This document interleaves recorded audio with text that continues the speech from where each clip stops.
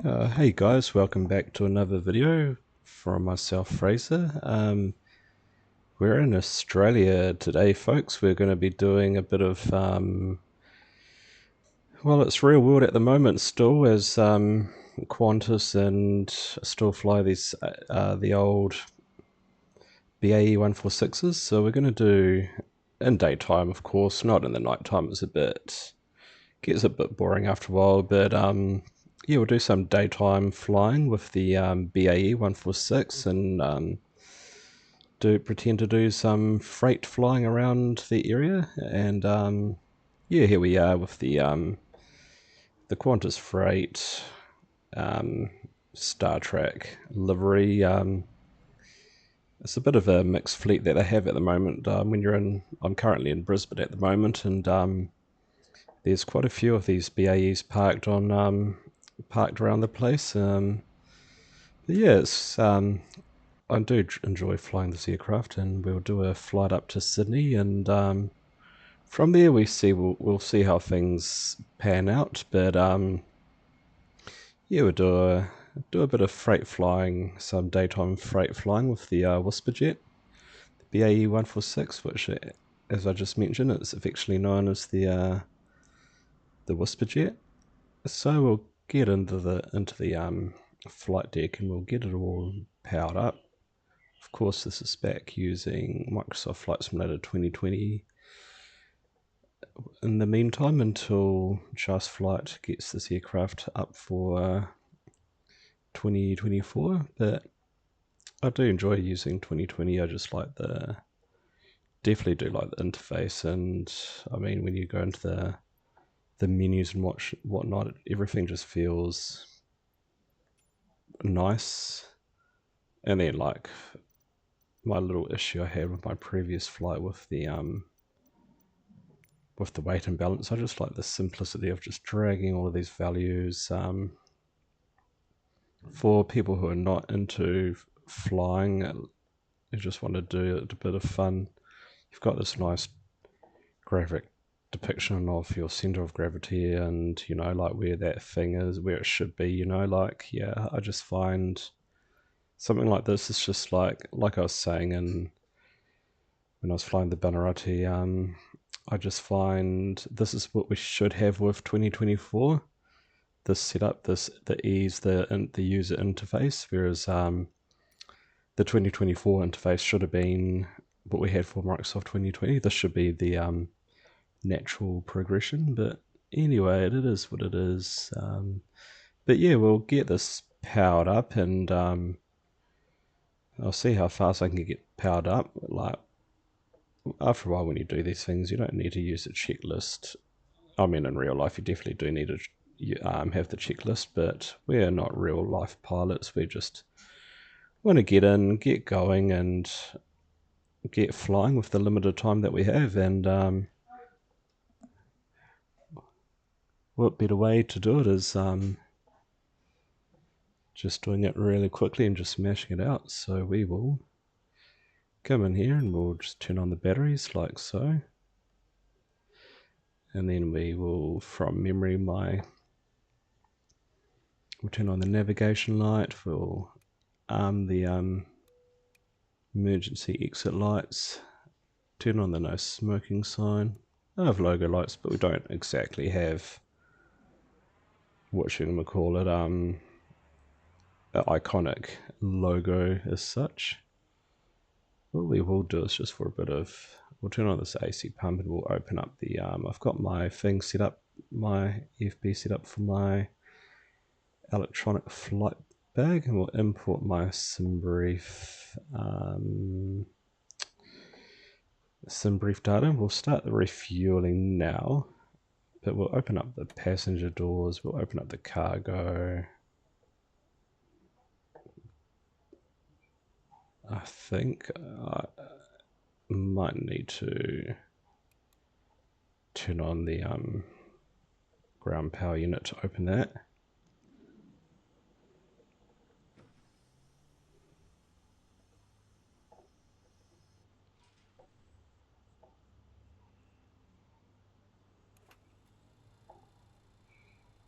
Will open now. Yep, that's the trick. That's what we needed. So I've got the refueling done. We won't do the loading just yet. We'll go through and carry on with our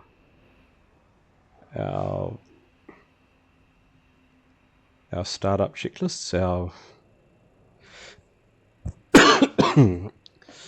checklist. So the checklist that I've remembered. So I usually, while I'm here, I just remember to turn these on. These are your air supply for if you need it due to decompression. So I get those on. And then after that, we come up to here and we turn on all of these autopilot commands, avionics, that can all come on. I turn on the put that fan brake to auto. Anti-skid can come on. These two can come on. That can come off now, that pump, since the door is open. And we will, is it inner or outer eye? This is one thing I do forget to do. If I do forget, I'm just going to go to the checklist.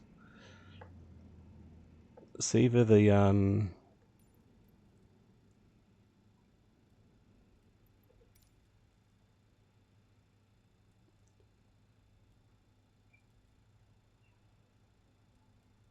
left inner on. Yes, I did get that correct. Left inner, we've got that fuel pump on, and now we can come ahead and start the APU. And we'll turn on these bus ties, these generators, get these all turned on. These are all of the things that you turn on at this stage. And we will now turn on the APU, which will come onto here, the APU air, and we only need one pack while we're on the ground, so we'll do it's the 30th today, so we'll do an even number, so we'll do packs 2, and we'll get the cabin fans operating. And just out of habit, I like to have all of these lights bright, even though we don't need them all bright because it is daylight. But out of habit, I like to have all of these switches on. I just find in Flight Simulator 2020 it just makes things just to stand out a bit more. Oh, we don't need the floodlight. Rightio, that's just me being a bit pedantic, but there we go. So when we go out here, we've got it all powered up. It's on the APU now. Because we don't have any hydraulics, these doors will slowly open up, the air brake doors. And now we will do the fun part of getting all of our navigation, all of our radios set up for our flight. So we'll come onto here, we'll turn on our flight directors so we don't forget. We'll turn on our radio. Turn this one over here to on. We're going to try using FSHUD today too, folks, so we'll see how well that all goes. Turning all of these on. Remember to turn on your dampness thing down here. You'll forget about that, tucked away conveniently down there. And I like to have my brake temperature dial on just to see what, like a digital reading of what the outside temperature is. Right, and we will get these radios all set up, so we're going to be set it up for the Melbourne VOR, which is 14.1, so we'll set 14.1 up in here.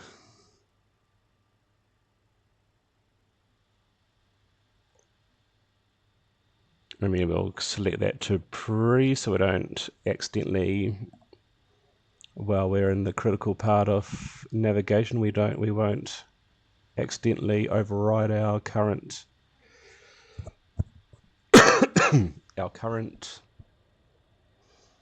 a radio. Now we're going to set up this one here, Albury, which is going to be 15.6.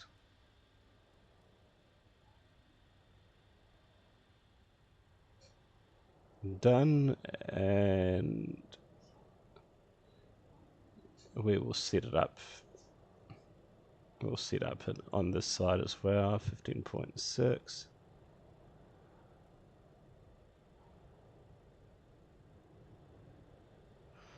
And we're going to be setting up our heading, which is 30. Our course is going to be 36. What I like to do is I like to set this one up to 36, and then for reference I set this up for my outbound, which is going to be 55.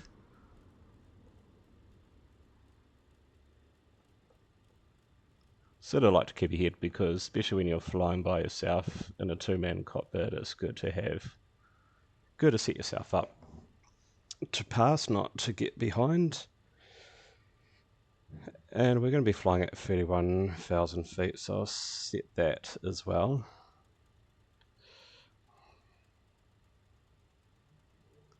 $31, and I'll remember to select it into here. And what else do I need to do?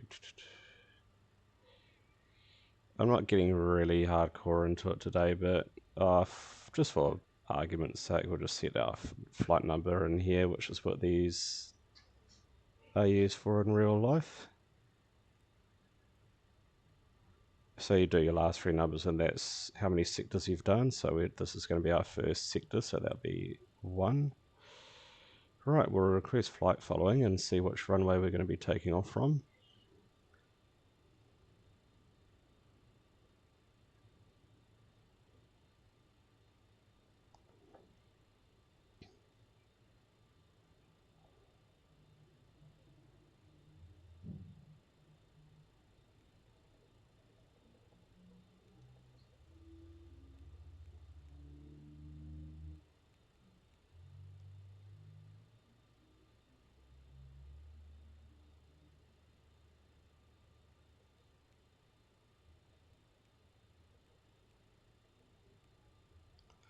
So I'll set our squawk, and we're taking off from runway 334, which is what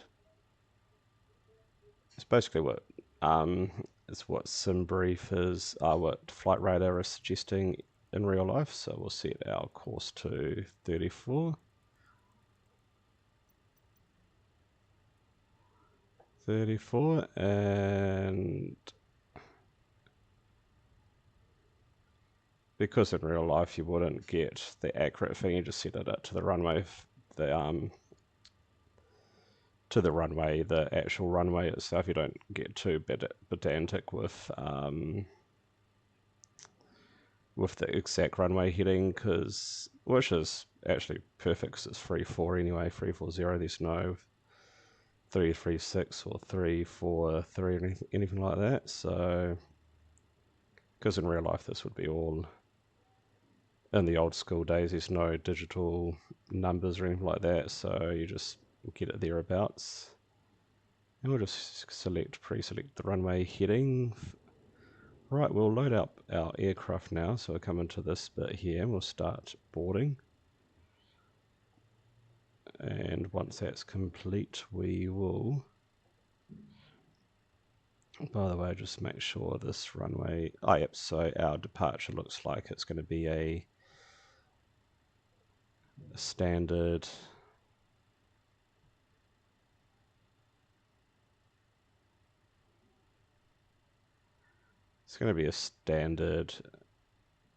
is it ML6 here? So it's going to be a standard. I think these ones are your standard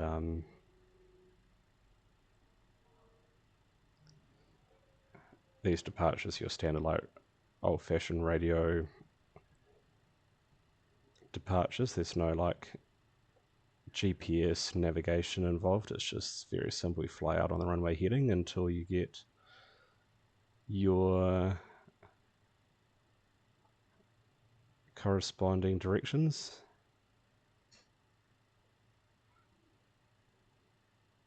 Right, I'm happy with that, so we'll just minimize that.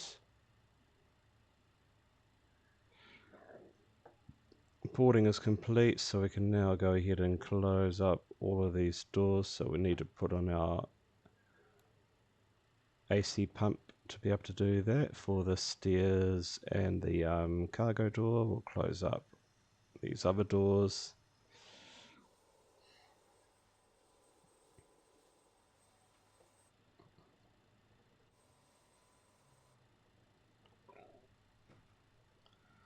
And while we're here, we'll now turn on our TMS, our very primitive autopilot, auto throttle. We'll go through and test that. And then we'll just set this to our outside air temperature, which is 23 degrees. And we're going to go take off, and we're going to use flaps. We'll use flaps 18 because it's a long runway. So click the little magic button there, and it presets everything, and that's all set. And we turn that off before we commence our takeoff. Right, we'll turn off the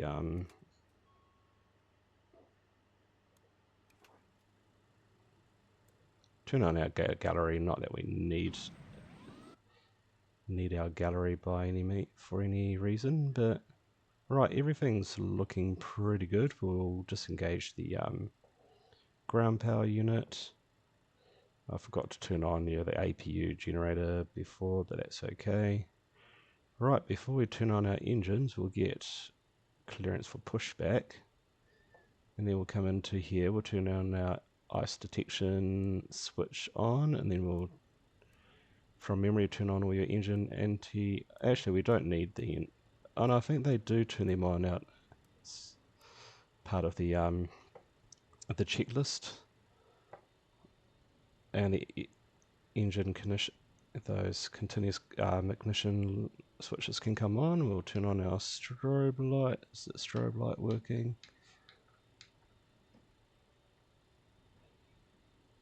I might just have to just go into my settings, make sure I've got the right joystick.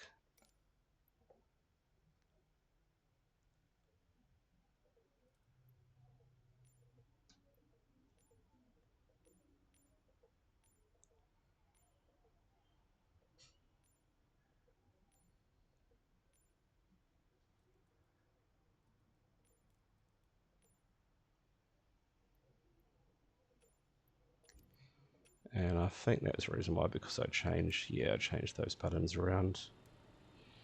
So I do not know what was the other button I pressed, so hopefully that hasn't affected anything, but no, I think we're good to go. We'll call up release the trocks, call up the pushback tug, and we will start our pushback.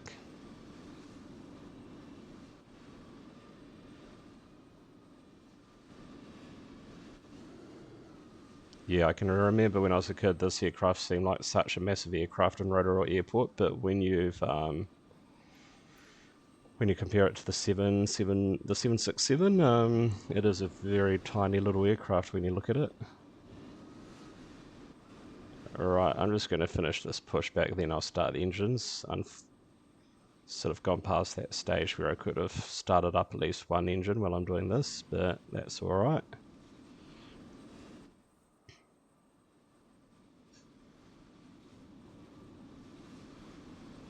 And we'll just stop it there, put the parking brake on, and then we'll come into our cockpit and we'll start turning on the engine. So we'll turn on all of these fuel pumps, turn off the APU and the packs, and then we'll select this to engine number 4. Select that to on, and now we can hold that down and start the arduous task of turning on all 4 engines. So once that gets up to 15, we can introduce the fuel.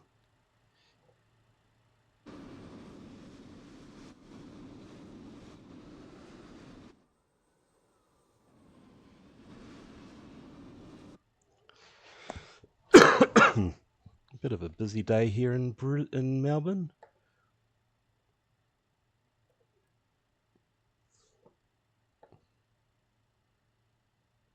Once that starts spooling up, we can come up to here, and once these lights turn off, we can now go to engine number 3 and get that one fired up.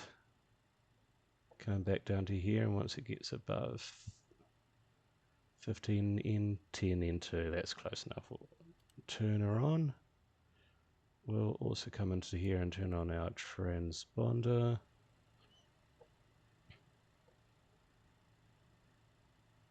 This is probably the only time-consuming part about flying this, is getting the engines all started. So once that's, you can see that's spooling up now. Once it gets above 200 TGT, we should come up here and those lights will come off. We can now go to the next engine, engine number 2, same again. Once it gets to 10%, we can now get that fuel into the engines. And while we're here, we can release. You usually do this when you go through and do all of these checks, but I usually keep this off until I start the engines, because the beeping sounds just get a bit annoying after a while.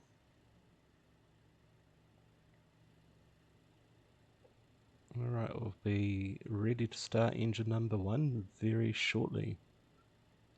So once, any second now, these lights will go off like so, and we can now turn on our 4th and final engine.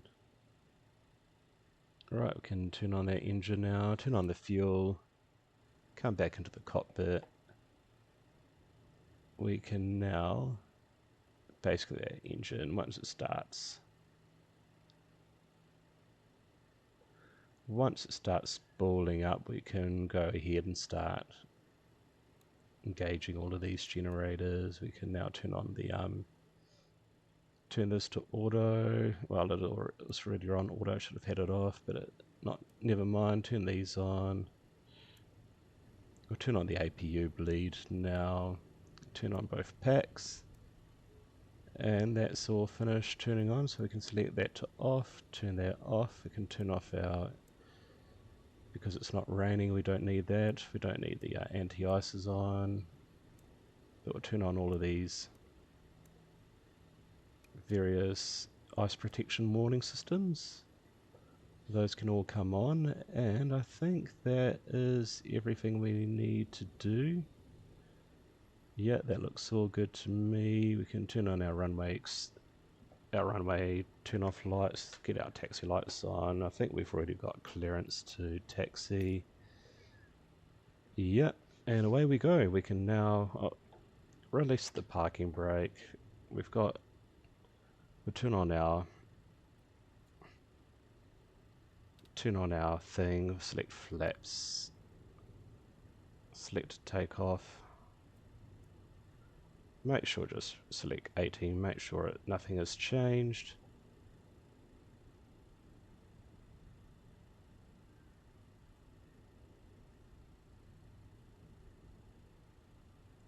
And away we go.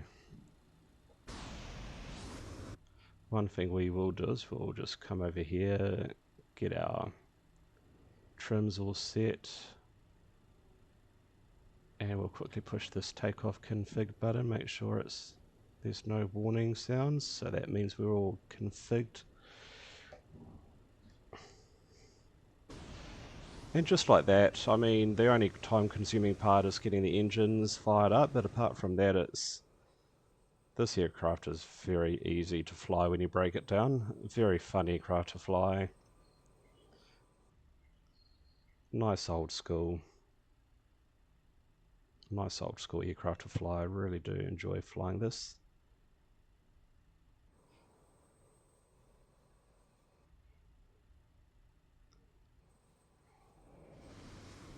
Oh, and we'll push the magic B button to set our altimeters. And because we're basically near the runway, we'll select our traffic warning radar thing.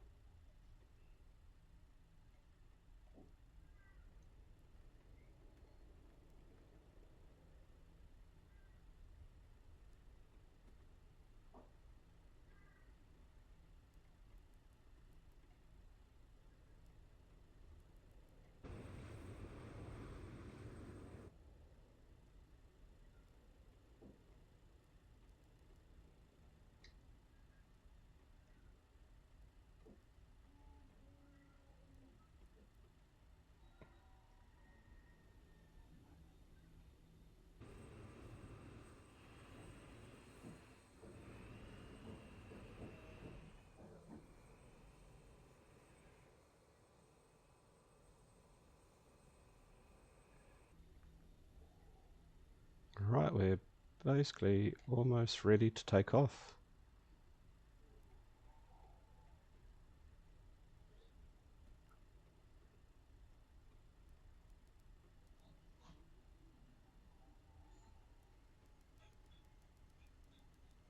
We're going to use indicated airspeed for our climb, so we get that pre-selected.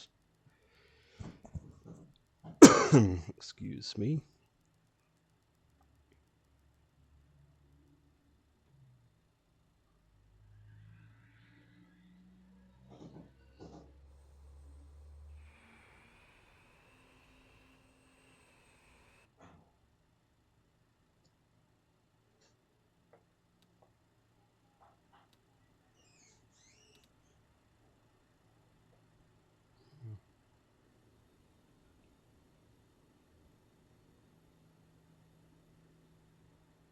Right, strobe lights can come on, landing lights can now come on as well. Oh, we better arm our flight deck, which is not too sure that your yellow warning sign is there, but hopefully that will go away. Oh, actually hold position.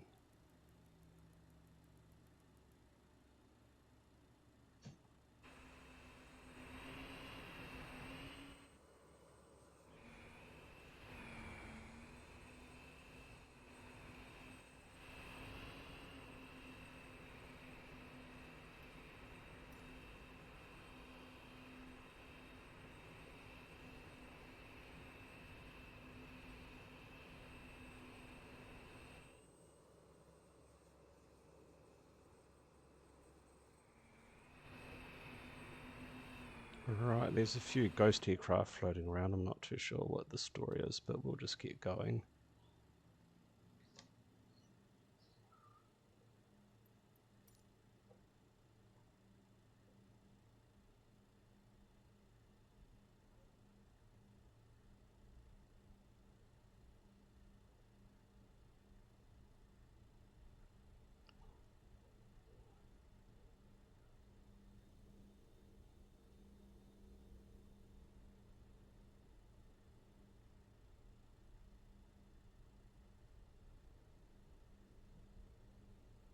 We're just going to get going, folks.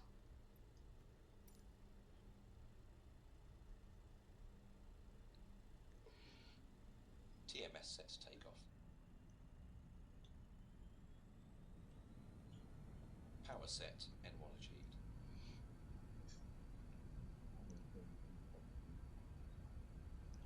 Speed alive, both sides.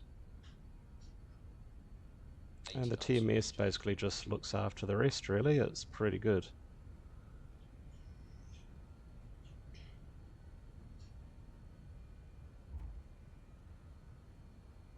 V1. Rotate. V2. Nice climb out.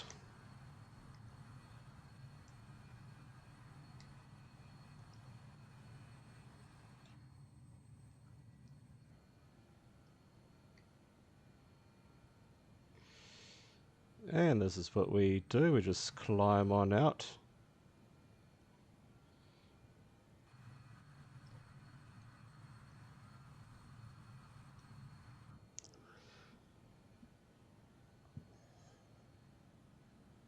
It's a relatively smooth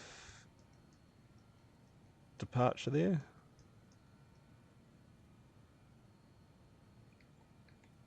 And we're just going to do a bit of nose down just to get that speed up, so we can start retracting the flaps.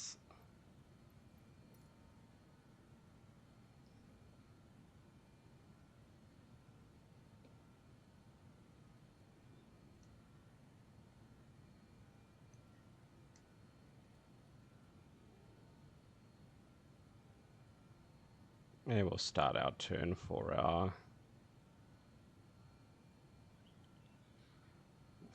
tracking for our MDB, our VOR.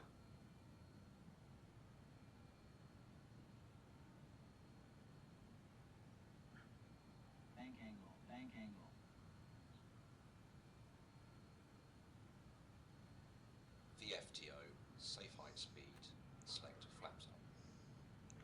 And we'll select this to maximum continuous thrust.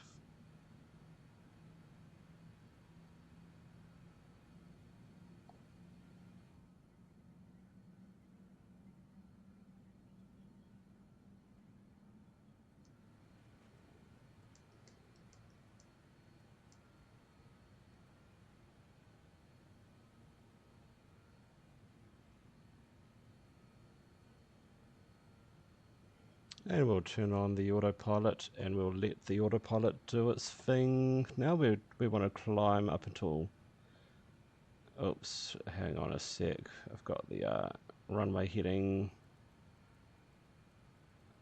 selected, so I'll change my heading.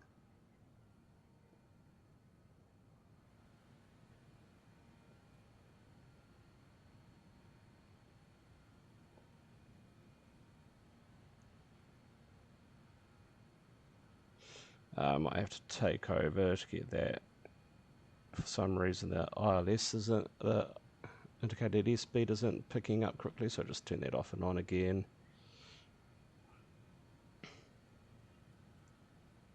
Get that speed back to just over 210, and we'll recommence the autopilot again, and hopefully it will hold at about 200 knots. Right, already given our standard pressure, so we'll set the burrows to that. And we can now start tracking this VOR.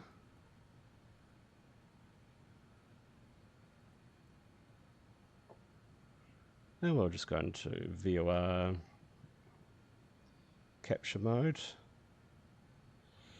And we'll go through and we'll turn on all of these packs. We'll turn off the APU pack. We will come up to here. We'll turn off these, the AC pump, the P2 pump, and we'll now turn off the APU. We don't need the APU anymore.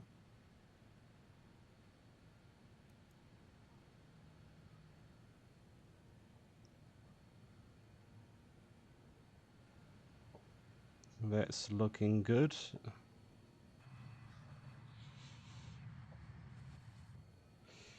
And now we'll set 250 knots for our climb. So we'll come into here, and there's this button that you can use called sync autopilot. So it just like temporarily disengages the autopilot. So we're just I've got it set to my brake button on my joystick. So I'm just going to lower the nose, get that airspeed up to 250.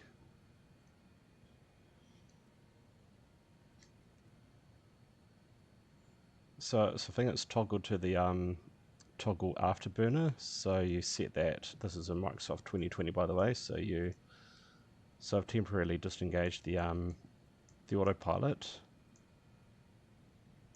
And once my speed gets up to 250 knots, I'll re-engage the autopilot. Or thereabouts, give or take, just under 250. That's probably good enough. So I'll re-engage the autopilot by pushing the brake button, the toggle afterburner button, and the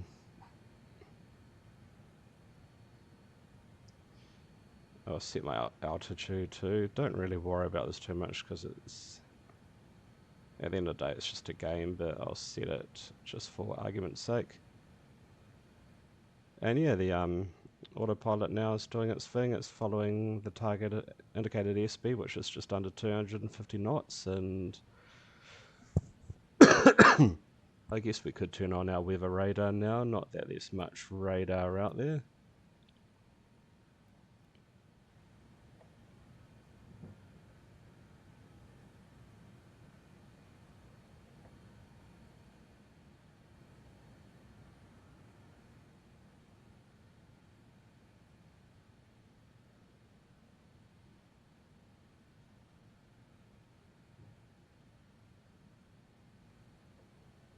Oh, forgot to have that generator on. That was the reason why that was. So I thought I did turn it on. I must have accidentally scrolled off. So that was the problem there. And our DME is set for number 2. That's picking up. So we'll just swap that straight over and just re-click that button again. And we can now pre-select our next waypoint so we can keep ahead of ourselves, which is going to be Canberra, which is 16.7.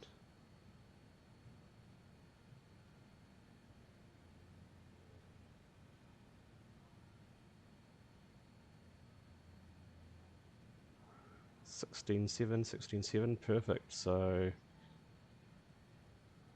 that's all tracking quite nicely. And what I'm going to do is I'm just going to give me an outbound. This is not a, don't get confused, this is not a VOR, it's just a DME reading, as simple as that. It's just basically, apart from knowing where you, apart from figuring out how far you are from Sydney, it's got no other like real purpose as such for. So it doesn't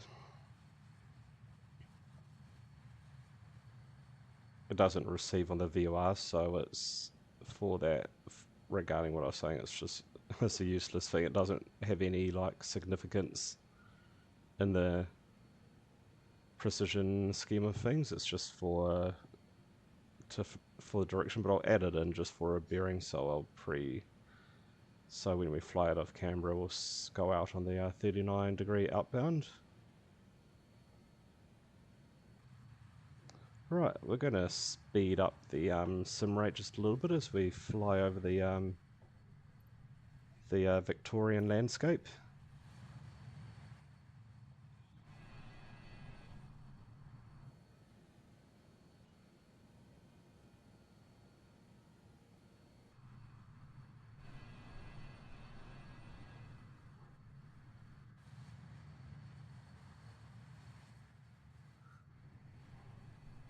I mean, when you look at Microsoft 2020, it's very similar to 2024. You could argue there's not much difference at all, really, is there? It's just this scenery just looks so amazing. Like to think between Flight Simulator 204 versus FSX, there was a significant difference with texture and landscaping. Not dramatically, but also for enough to feel like you've got the next upgraded version. But this is just, from that to 2020, that it's such a massive leap. But from 2020 to 2024, it's not really a big difference, really. But yeah, I do feel like 2024, I enjoy flying it, but it definitely still has a wee way to go before it becomes anything like the money that you spent should be. And like I say, I do like the interface a lot. Everything just feels crystal clear on 2020 versus 2024. And that's what I was sort of saying is, I get the feeling 2024 should be the 2020 when it comes to the interface, and then this should be 2024. This interface is just leaps and bounds better than 2024.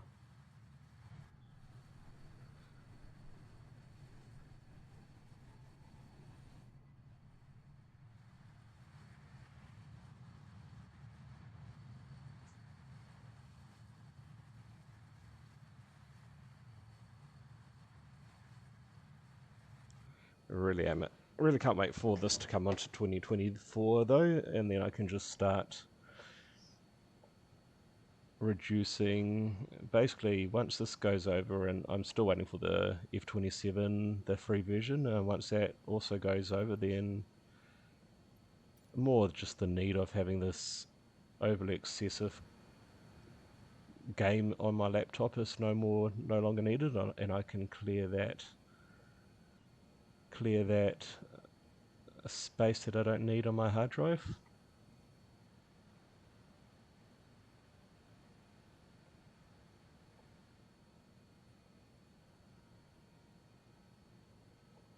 And we've also got the Canberra DME, the VOR reading, which is great. So basically, once we fly over this VOR, we can almost go straight over to the Canberra one and just get ourselves ready for our arrival into Sydney.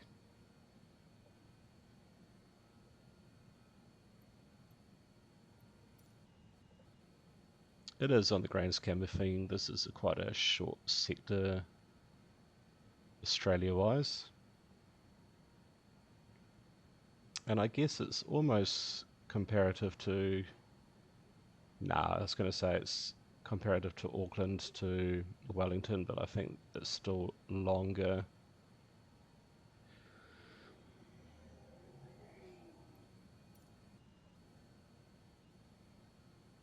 And we'll just see what our arrival is, but because this aircraft is... I'm not using the FMS, so there's no ability to do these nav approaches, so we will, for this particular flight, we will request vectors for our arrival into Sydney. We're landing on runway 16 right. So it must be a bit of a southerly there today in Sydney.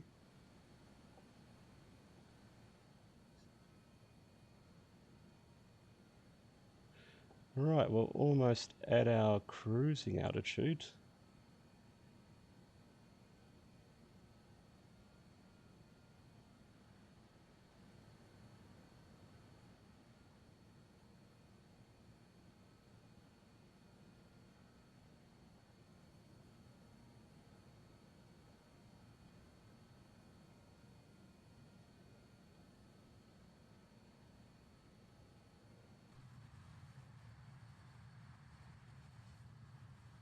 Yeah, look at that landscape, it's just really cool, isn't it?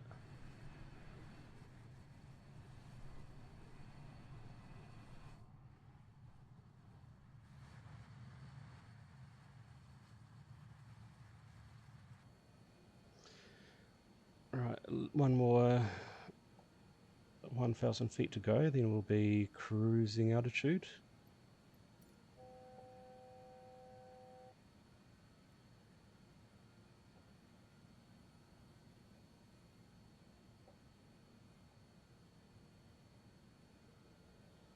And we're going to set this to about there, about Mach 0.68 for our cruising speed.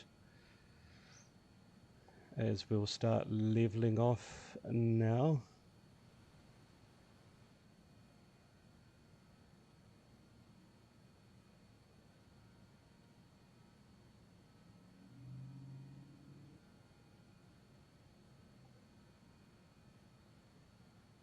Once we level off, we're going to attempt to use this TMS for a bit of auto throttle function.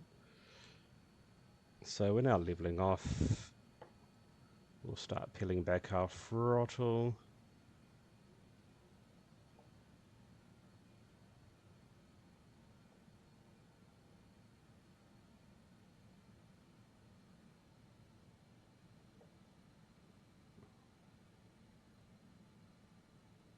So that's holding the speed just. So we'll come into here. Actually, we'll just go into heading mode quickly, and I'm just going to flick it over to our next waypoint. Oh, actually, I'll keep it onto that. And once we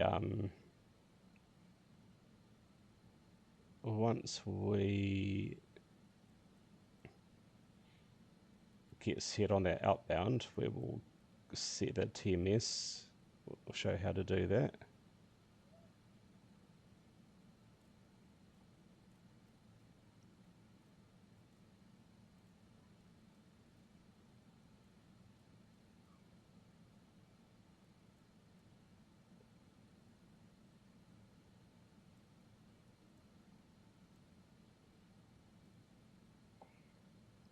Right, we'll go switch that over to the next frequency because we are locked on to that.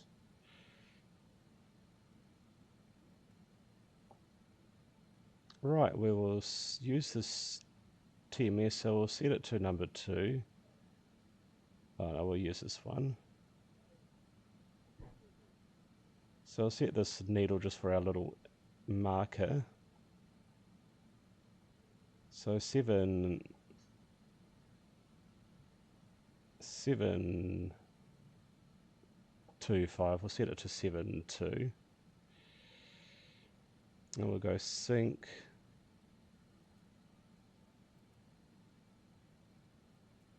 We'll set it to N1, and we'll go, we'll go TGT first, and we'll set it to that, and then that should hopefully,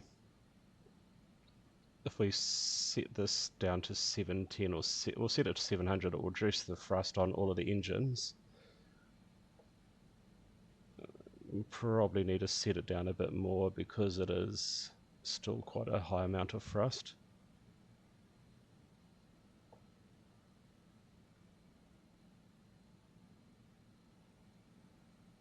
Looks like the speed stopped.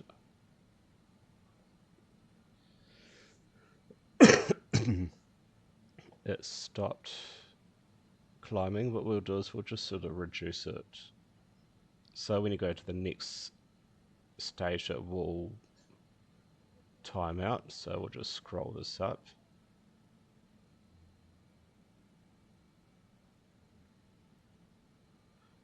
And we'll just re-aim it again. So go to select TGT, sync. And then it will peel back to 180, 680. And the speed's coming back, which is good.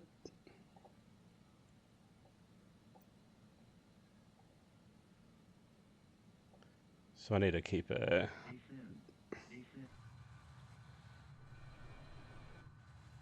Good to see that thing works. The warning, the aircraft warning radar thing.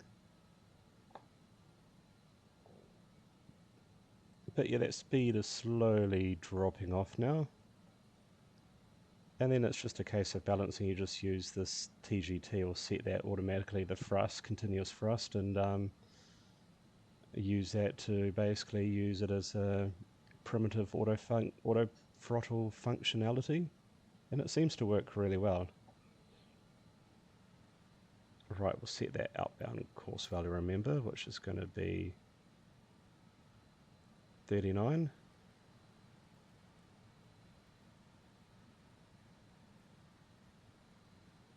And we'll select Sydney's 12.1, just the DME, so we can get an idea on how far we are from the airport, so we can commence our descent and whatnot.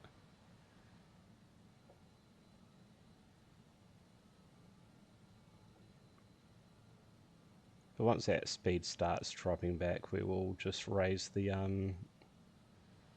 TGT just to get that thrust back up again so we don't fall out of the sky.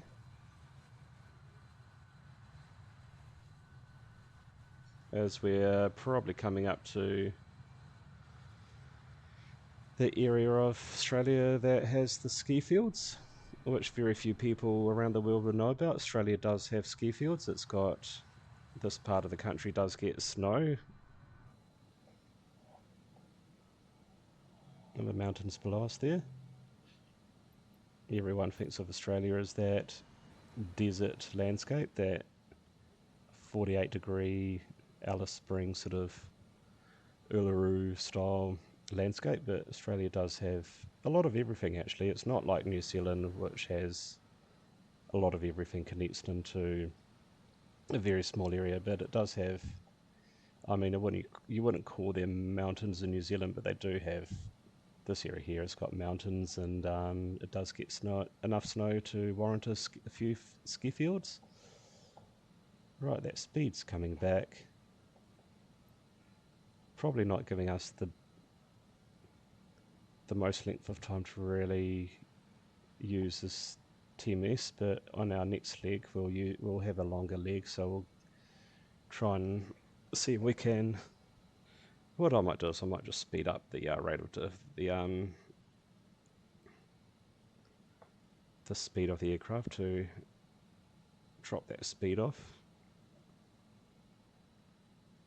So setting it to that mast engine number 2, so it's running off this one here.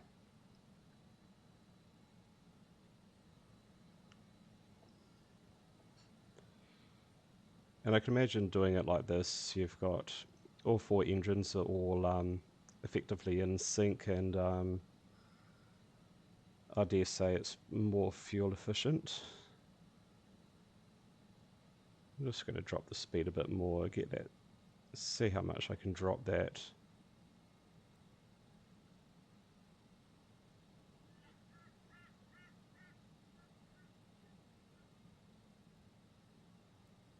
I'm going to go 610, really drop it off.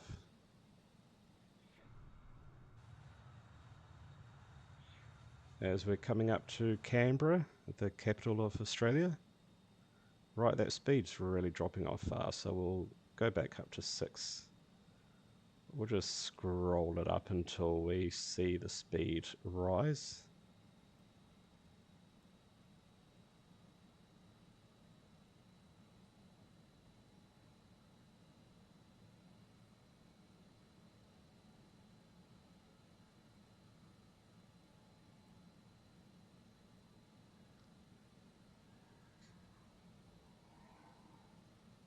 That seems, it's just like a balancing, it's just like being on a, whatchamacallit, a seesaw really, it's just getting that balance. And yeah, this is basically how you can use the TMS as like a very primitive autopilot. As we are now flying over the VOR, so we'll be tracking outbound, oh, wrong way. 39 is our outbound, so we'll set 39.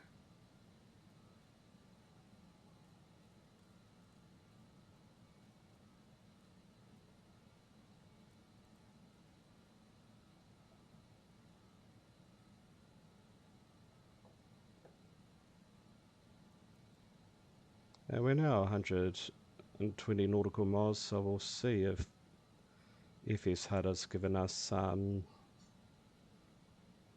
our relative. I'm going to drop it down to 661. Right, we'll make sure that. As we're now departing Canberra. Right, we'll see what FS HUD has given us. Right, so we're going to change that. And we're going to go 16 left because that makes it a bit more scenic. I'm just going to go right down with the sim rate and just pick my pick the parking bay that I want, which is going to be the cargo facility up here, which is going to be, I'll go 6 or 4. I'll go 4, see if 4 comes up. So parking bay 4, what 4 comes up with? Nothing comes up with 4. 6. Gate 6, what about 3? We'll try that D3, it might be the domestic gates. Actually, we'll try it, we'll just keep it safe and go 6. Alright, we're going to go for less, none, and we're going to go with vectors. We've got no ability to use any transitions, so we'll go apply to that, and we will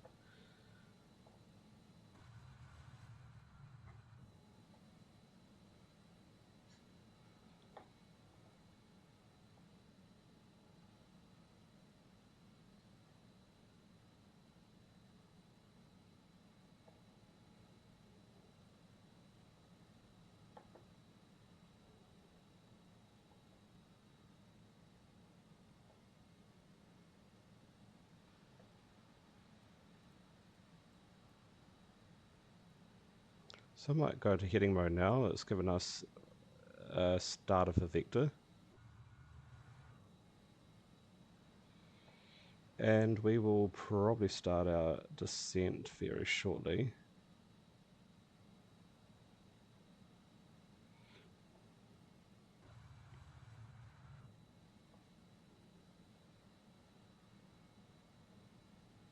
As you can see, it's just a balancing act, and it's so much better than using your throttles manually. You get that nice subtle movement with using this TMS as a bit of an auto throttle function.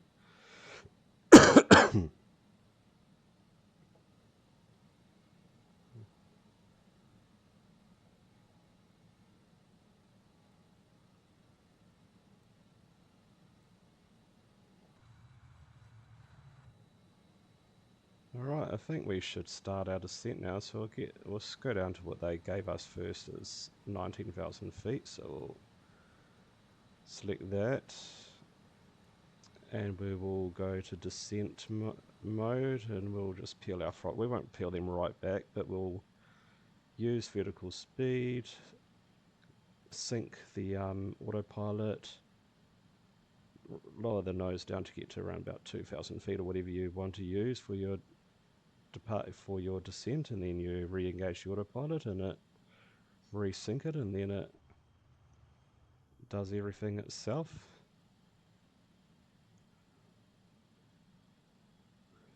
And we're going to use the smaller runway, and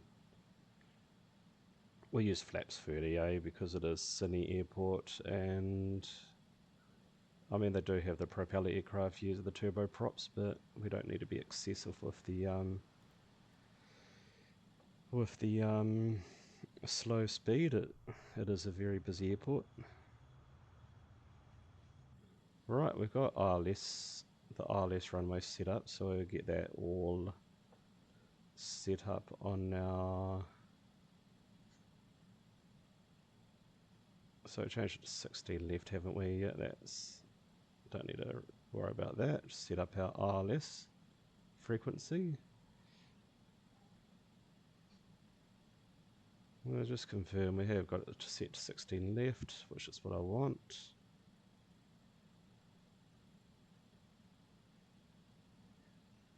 Probably, I mean it's a Cat 2 anyway, we'll get it set up for Cat 2 just in case it is marginal the weather. So we'll get our ILS all set up, hey? So it's going to be 10.9, so it gets 10.9 set up.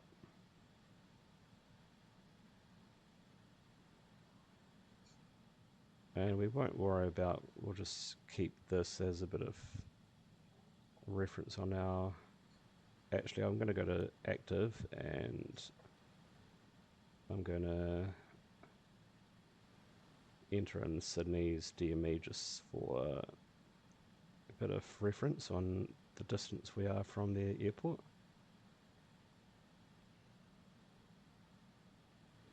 And then we'll select the ILS into here as well, which is 10.9.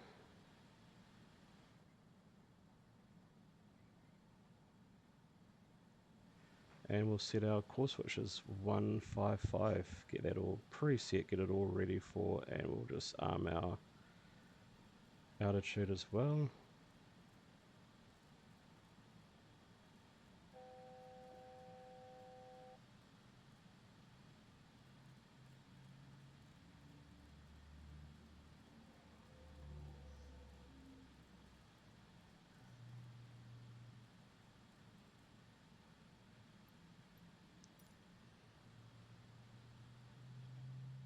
Right, continue to our descent to 4,000 feet.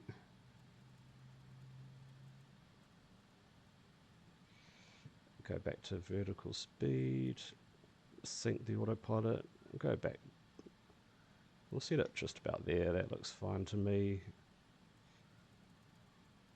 4,000 feet, and we can now enter our QNH as well, which is 10.15. 1015, and we'll also, what is that, 4,000 feet, so that's our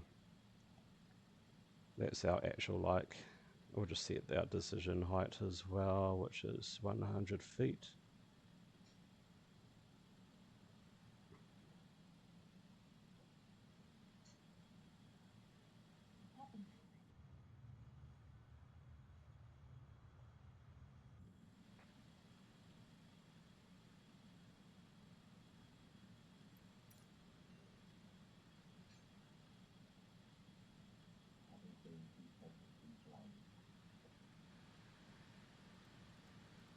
Right, we're going to use the heading and we're going to use the vectors, see what they do, because we've got no situational awareness coming into Sydney apart from the ILS, which doesn't kick in just yet. I'm going to increase my rate of descent to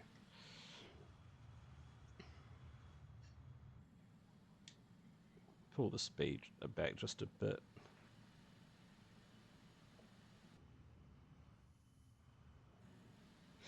Might use our speed brakes just to slow down and increase our rate of descent. And just to confirm, we have set flaps 30 for our, oh, we've got ice detected, so we'll come up to here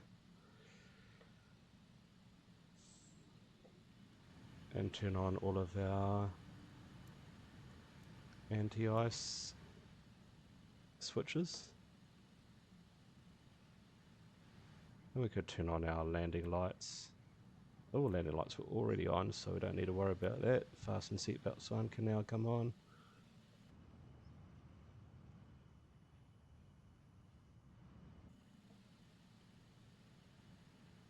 Alright, we need to set our speed to 210. We've been given the request, so we'll just slow our plane down a little bit more.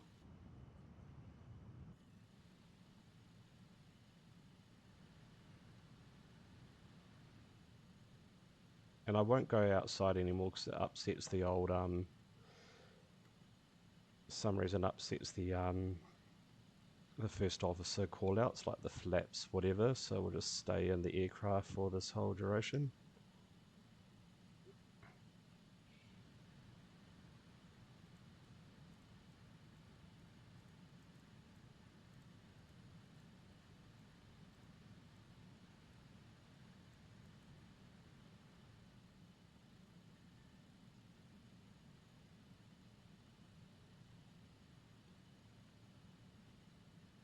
Well, we have to set our speed to 180 knots.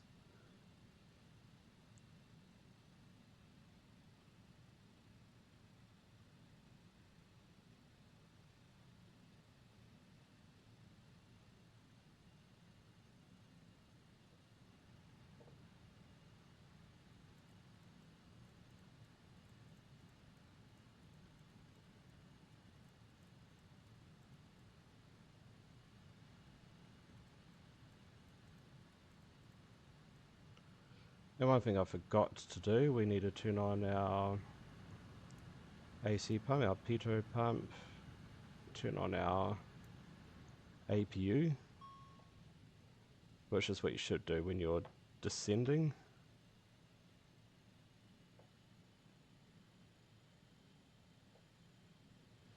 And I don't think we need our engine anti-ice anymore.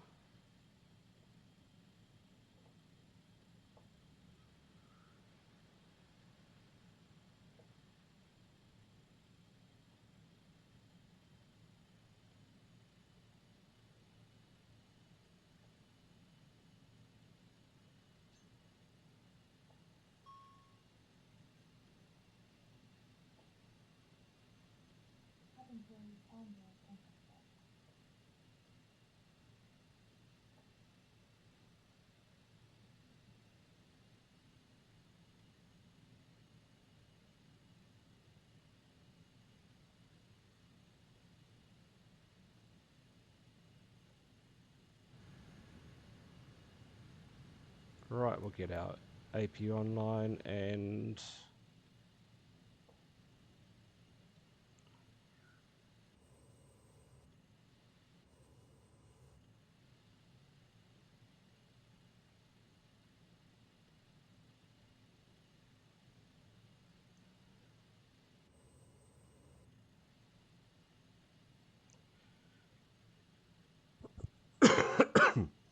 And I think I might have, going outside, I might have tripped the, I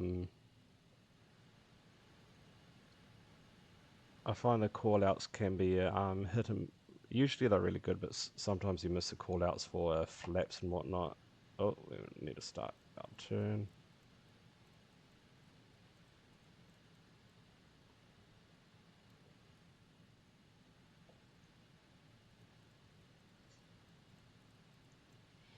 Right, we're going to go activate Localizer armed. and glide slope, Localizer select captured. those. We're now going to capture the Glide ILS. slope armed.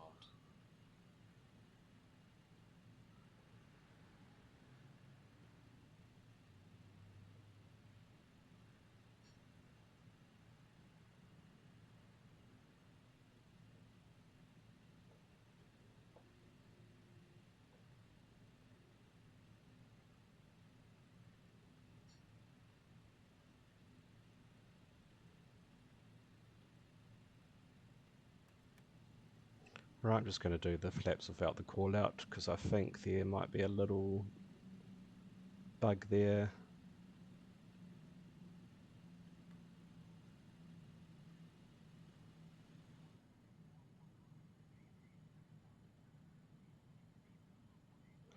Right, we'll turn off our... Glide slope captured.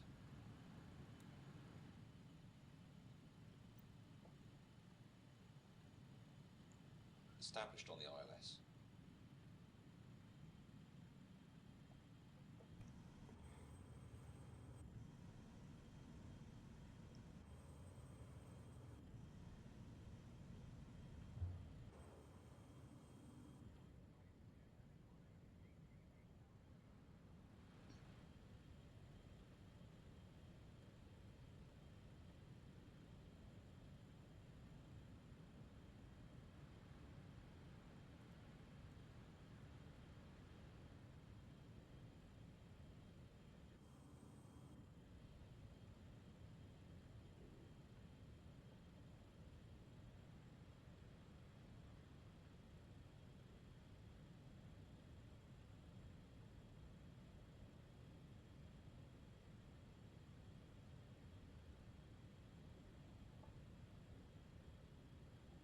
Right, our ILS seems to be going really smoothly. Right, they told us to go back to our, basically our minimum approach speed, so we'll just use our spoilers for that.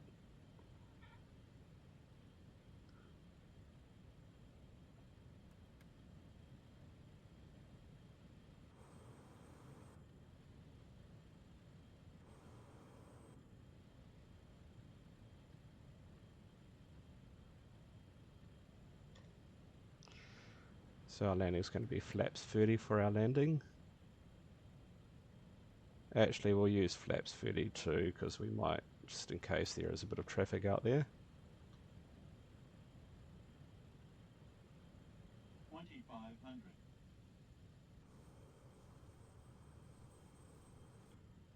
It's a very iconic configuration for the BAE with the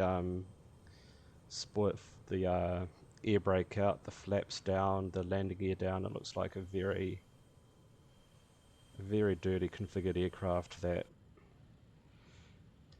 and from what I've read online, you do use the air brakes, you keep the throttle sort of spooled up because it is a very underpowered aircraft if you need to use that power. So you just use your air brake and you use your throttle to keep the thrusts up.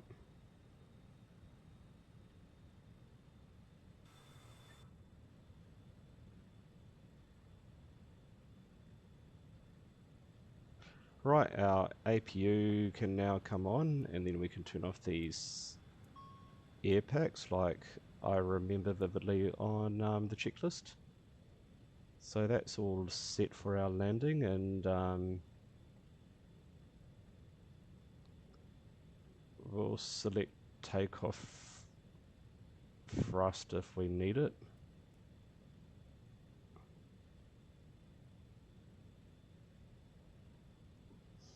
And yeah, so far this is going really well. It's holding the ILS pretty decent, although it's slightly above the ILS Might be just because we're going a bit too fast.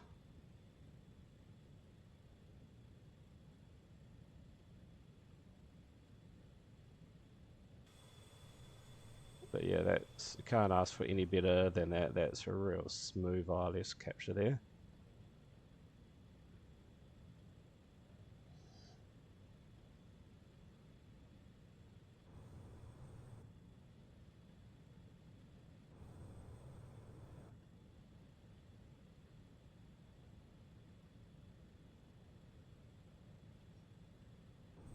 And I've just got the, not even touching the throttle, so I'm just using the air brake to speed up, slow down.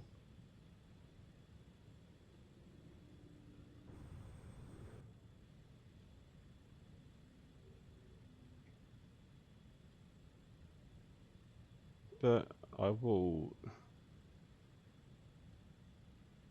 disarm the autopilot now Autopilot disconnected. and do the rest myself.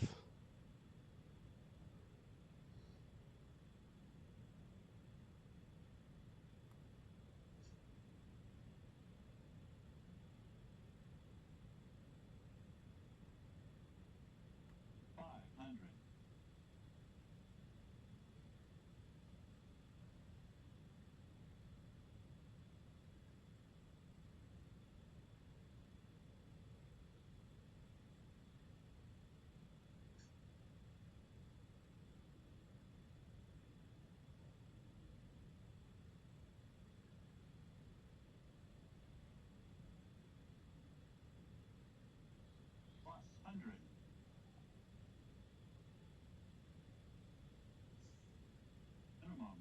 Minimums.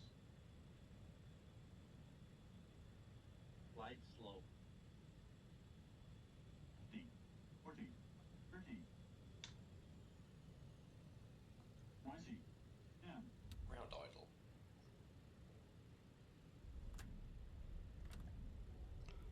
Yellow.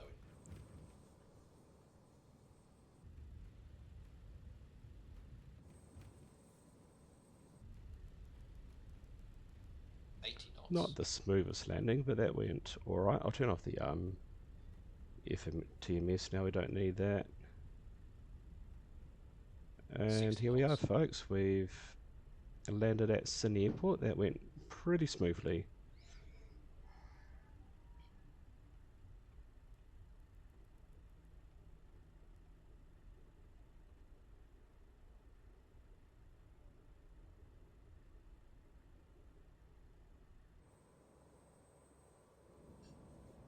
And that's our arrival into Sydney. We can close all the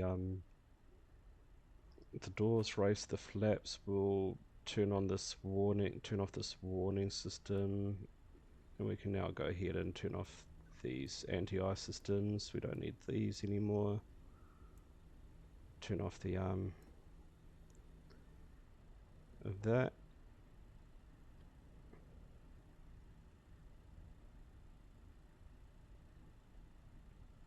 And what else do I need to do? We'll turn off the flight directors, turn off the landing lights, go to taxi lights, turn off the strobe lights. And I think that's all we need to do. That's all, everything's all. I will turn off the weather radar. We'll select that to 15 degrees up. As you can see, there's a bit of not too much brake temperature there because we didn't need to use so much brake.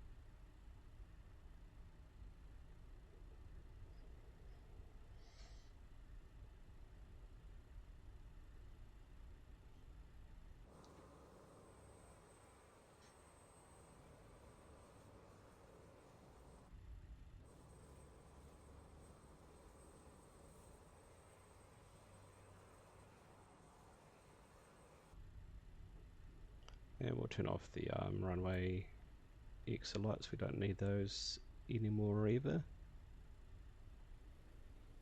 And we'll turn this, take this to the exponent,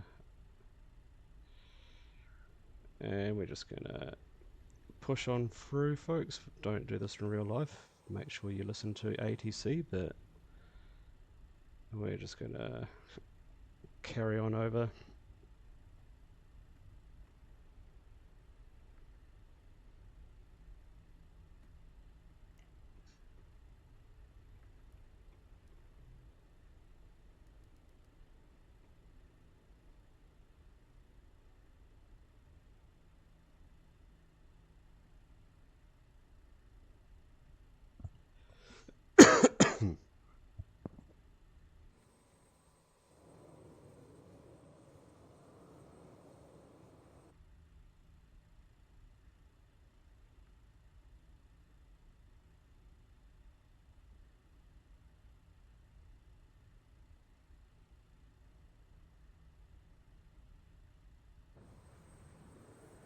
I do like Sydney Airport. It's I do like taxiing along this the water edge here, and those terminals over there are right along the right on the edge basically, and it is definitely an iconic airport, especially to land at. As we flew over the city just before, when we flew over the city, it's definitely, I can imagine it's voted as one of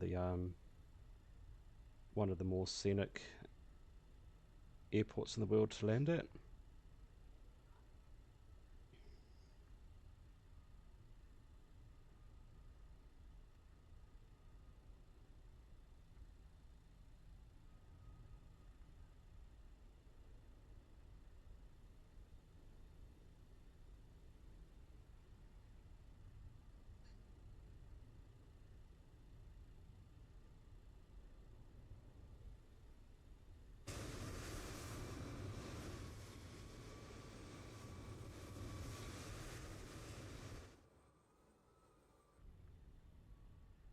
That might be me there.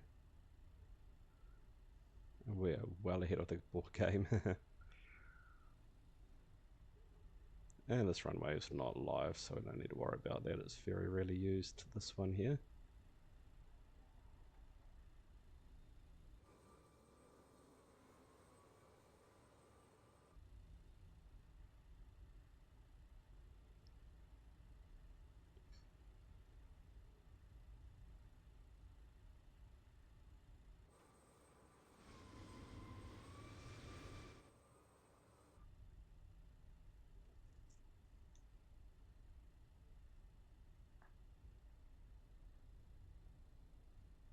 It looks like another busy day here in Sydney as well. Lots of different aircraft at the international terminal. You got the domestic terminal over here, and then we're coming up to the freight terminal, where this in real life would park up. I did notice when we were flying in over, there were like D8. Oh, it's just the I can imagine it's just the bugs with the using the artificial traffic, the AI traffic, but I did notice those here, but I do know that I've been looking online, they all still use this here, all of the various different types of freight aircraft, including the domestic. Right, we can turn off our taxi lights off now. I don't want to blind the ground crew. And that concludes our flight. What we'll do is we'll just actually, because we're a small aircraft, we can just park here. As you can see, that dotted line suggests that this is the turnaround bay for smaller aircraft, so we'll just park here, and then we can do a quick reload and do our next flight. I think we will have time to do another flight, but I'll do that in a separate video. But we can turn off the engines, we can turn off the transponder to standby. Turn off the fuel pumps except for the left inner. We'll open up, set the chocks. Don't need ground power unit, we're just going to it's daytime and we can do a quick turnaround flight, but we'll open up all of these doors before I leave you briefly. And I'll turn off these pumps now. We'll select packs 2, we'll alternate between them like they'll do in real life from what I understand. Oh, we'll turn off the generators. Take off the fasten seatbelt sign as much as there aren't any passengers, it's just us flight crew.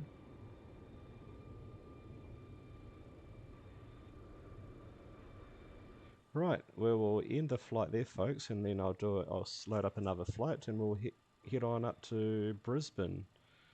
We'll see you guys very, very shortly.